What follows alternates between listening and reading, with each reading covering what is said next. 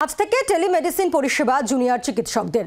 রবিবার health camp অভয়া ক্লিনিকের ঘোষণা আন্দোলনরতদের।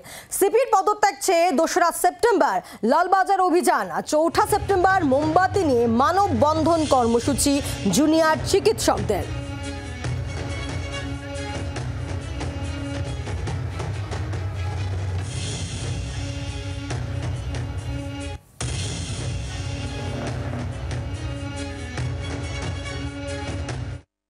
আমরা দৃঢ়ভাবে জানিয়ে দিতে চাই, ভয় দেখিয়ে এই আন্দোলন বন্ধ করা যাবে না।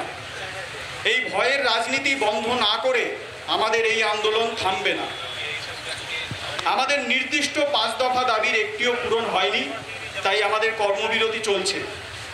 এর পাশাপাশি আগামী দিনে আমরা কিছু কর্মসূচি নিয়েছি।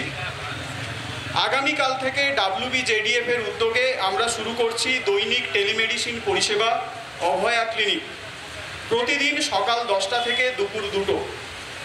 এই বিবৃতির সাথে আমরা 4টি হোয়াটসঅ্যাপ নাম্বার দিচ্ছি, যাতে যোগাযোগ করে এই পরিষেবা পাওয়া যাবে।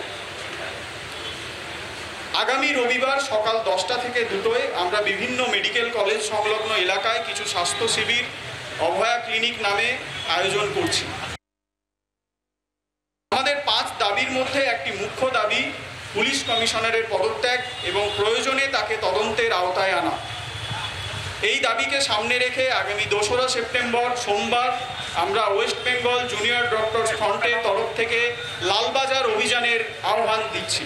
দীর্ঘদিন ধরে তদন্তের কোনো অগ্রগতি না দেখে আমাদের মনে হয়েছে আমরা অবিচারের অন্ধকারে ডুবে আছি।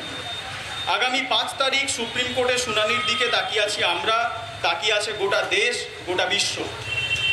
সুবিচারের আশায় আমরা সকল ভারতবাসীকে আহ্বান জানাচ্ছি, আগামী 4 তারিখ আপনারা বেরিয়ে আসুন বিচার পেতে আলোর পথে।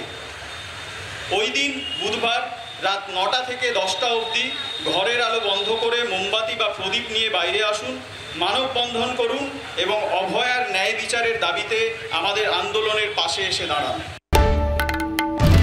বাংলার আওয়াজ, বাঙালির আবেগ, জি 24 ঘন্টা।